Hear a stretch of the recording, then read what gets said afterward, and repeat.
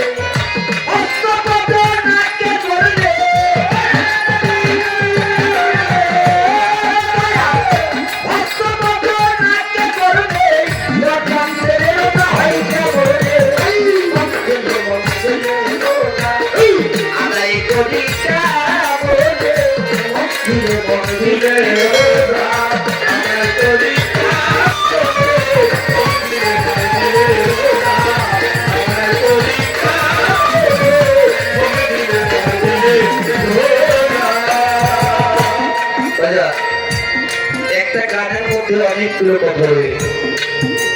আসু বলিওয়া আনা আতিবিহি কোরআন করি এই খাস রোজারে হস্ত বদর নাকে করলে তন তন থেকে রোজা হয় কেমন বাজার একটা কথা বলি আপনাদেরকে আপনার রোজার চাপটা দেখেছি কি দিনের রাত্রে একটু কথা বলে রোজার চাপ দেখেছেন কখন সন্ধ্যার পরে না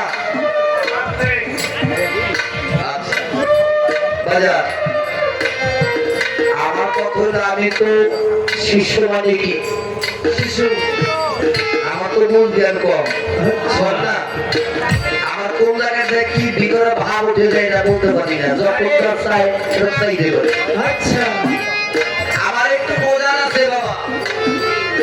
এই যে রোজা নামাজ হজ যাকাত আমরা এই যে 12 মাস পরে একটা মাস রমজান মাস আমি কিন্তু রোজার বিরুদ্ধে না বাবা এবং আমি নামাজেরও বিরুদ্ধে না আচ্ছা কারণ পবিত্র কোরআন শরীফের মধ্যে বলেছে ইন্না সালাতা তানহা আনিল ফাহশা ওয়াল মুনকার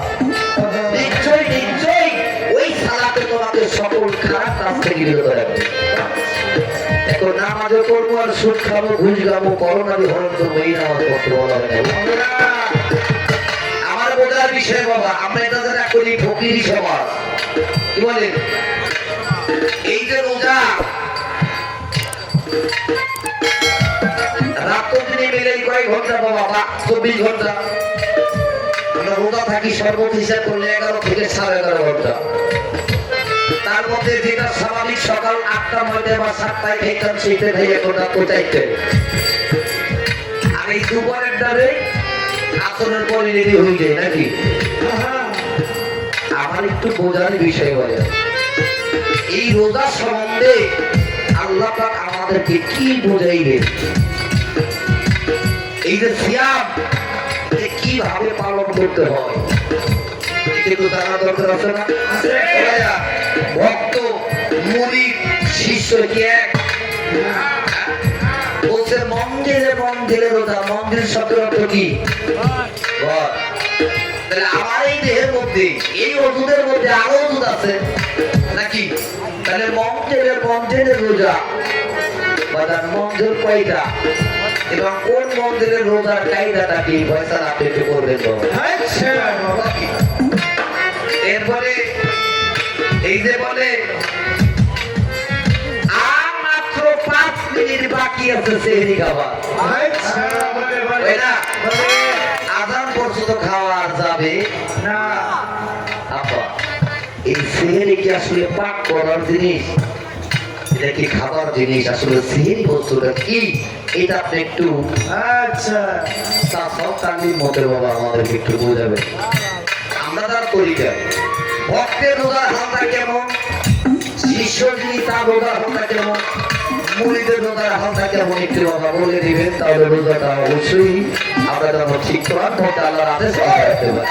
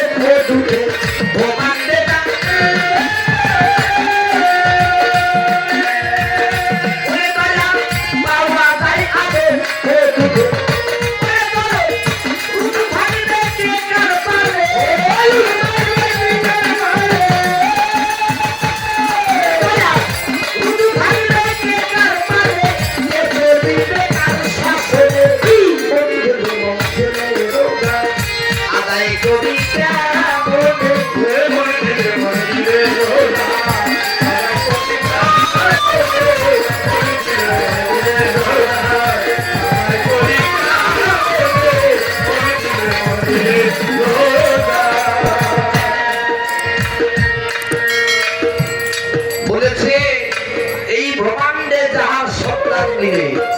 তাহা পাওয়া যায় কি আদম ও যুগে। রুজু থাকবে কে কার প্রাণে, কে চলিবে কার শাসনে।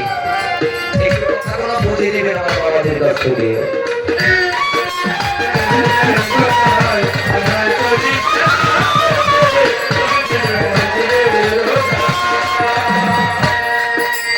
বাজার